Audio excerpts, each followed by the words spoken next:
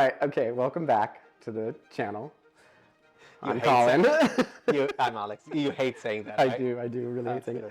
Absolutely. Okay, so last episode we kind of briefly touched a little bit about how we got to this place, but we didn't go into detail, and we thought a little bit more about it, and I think that that's a bigger part of the picture to this whole experience and journey. That was a huge chunk of it. So Because it started way early. yeah. So I think we kind of wanted to expand a little bit on Exactly how we got here. So the whole, it started with a concept. Well, it actually started with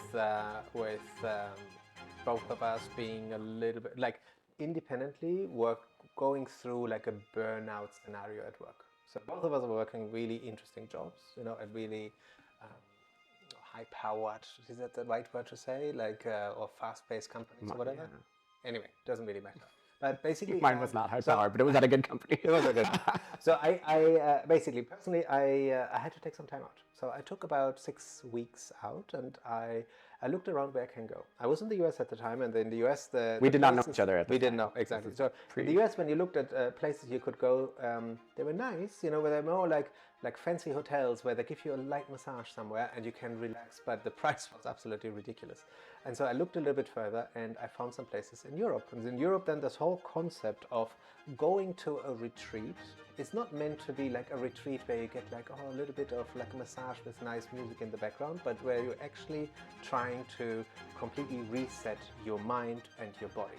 And so I stayed for 6 weeks in a place in Germany, and it was absolutely amazing. I came back, I was relaxed, and this is then when it kind of clicked for me, saying like it would be great to have a concept like this and offer this to more people in the world.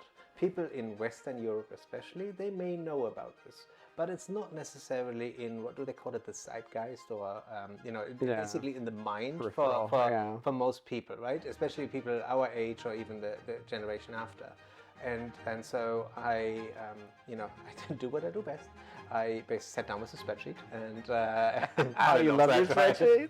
Not only spreadsheets, but no, I kind of started working on a plan, and said like, okay, what do I want to achieve? And then I worked backwards. So I said like, okay, I would like to achieve that people can relax. I would like to achieve that people get everything that they need for their body as well. But I also want to set it up in a way that it's not all in-house, because from a concept point of view, it doesn't really make sense to have like a massive staff.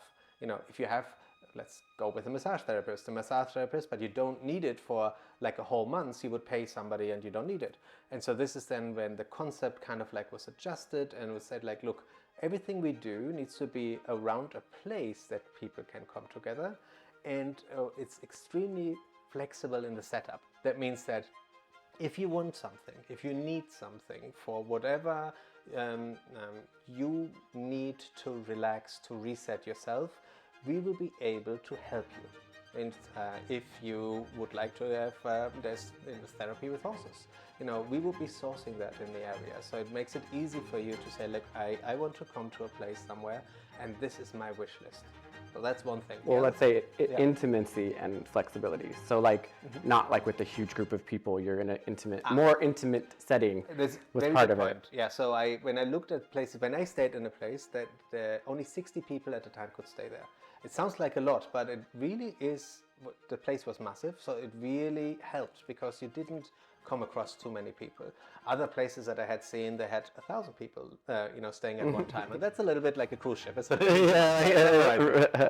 And then, the concept was like in my mind, and Colin and I met, and we talked about this, and Colin said like, look, from his point of view, it would be great if it's like a place that people can come together. So I already had like thought about like, yeah, let's, any kind of place will do. And then kind of said like, no, it needs to be a place that people want to come to, and let's build on that. And so then I went back and did a little bit more research, and I basically wanted to say like, okay, well, if we want to attract the right people, where do the majority of tourists in the world go? And at the time, it was 83 million people going to France each year. So France is the #1 country for tourism. And so that's interesting. So people like France, so interesting, why not? And then we went further and said like, okay, we need good weather and good food. Well, France, tick, tick. So that kind of works as well. We need a way that people can easily fly in and out. right? So not everybody lives there. So certain areas in France then would be out of the way. And so we kind of honed down on the Loire Valley and said like, okay, this is maybe where we should be. And this is then when the concept was enhanced again. It's then like, okay, now we know where we want to be. We know that the numbers fit. We know how much wellness tourism actually, how much money you can make with wellness tourism. And now let's look at the right property, And so we went through a lot of different iterations. But one thing that always stands out, right, in France is like chateaus, but chateaus like the Disney chateau, stuff that people haven't seen, that people like romanticize, that people want to go to because it's not something that you can do like in America, that you can do even in Germany or so, and so this was the idea, to get like, okay, let's get a beautiful chateau, not too big, right? Yeah.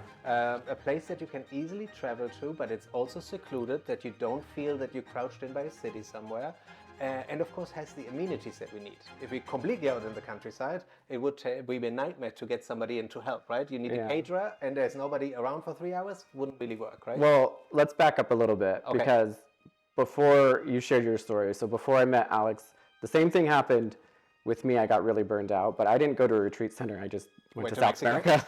Went to South America for a little while. But when I was there, I was staying in different places that were kind of almost commune style. I don't know what you would say, but they were really intimate, and they grew their own food, and it was really, really like such a cool experience. So we did have that kind of mutual burnout stage, and we both had those experiences. So we were coming at it when we were starting this whole project. We really were thinking about like how we can create those elements together. And that's like Alex said, when we decided, this is what we want. And then we were honing down, because we do want it to be intimate and kind of be like our home, but also, like Alex said, finding the flexibility to kind of do what you want. And we do want to cater to be close to airports, but we also kind of want to be far out from the middle of nowhere, because that makes you feel like, so it's kind of finding that like balance of how we could work. Why a spreadsheet is really helpful. Yes, your spreadsheet. We did. So when we focused on Loire Valley, when we did our market research, I guess, we were like, okay, it's time to execute.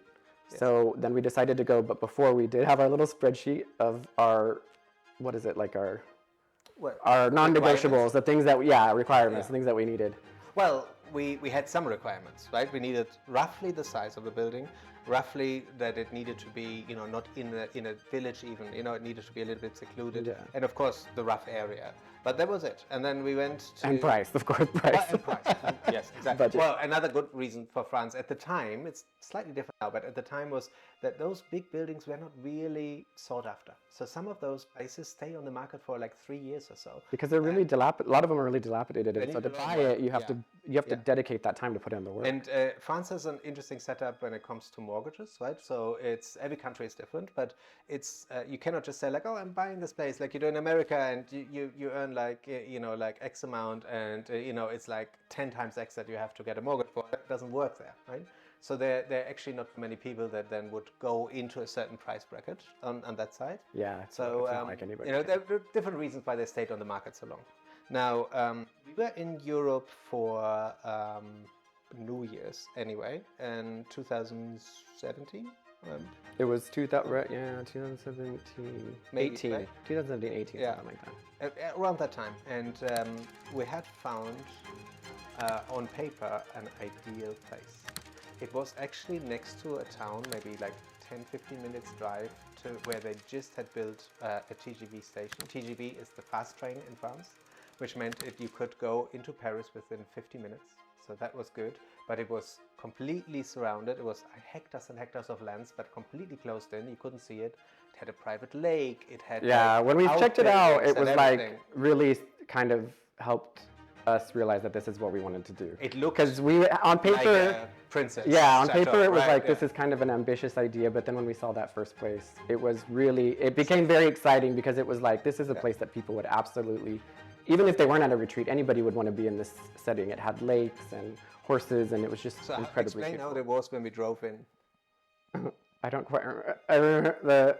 You got it? Okay, well, So it's just Okay, I just remembered that fairy tale house. I don't remember the drive totally. when we drove in, right? So it's this long winding driveway, and it was just the first. It was the first of January, Yeah, our first right? ever. So no, 1st of January. Oh, fire first. And just the night before, there was a lot of frost, and all the trees were white. You know, not white with snow, white with frost, and there was a lot of fog in the air.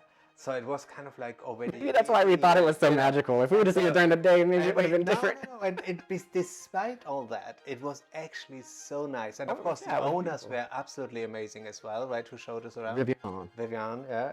And they had done a lot of work with that. It was an English couple or English family that bought it 10, 15 years ago, and that was their main home, right? And so they just wanted to move back to the UK. And so there's 3 people in the house that could house 30. It was interesting, but they had everything done, and they had fires going when we arrived and everything. It was just beautiful, beautiful. They really did. They set the scene. We were like, yeah, we can do this.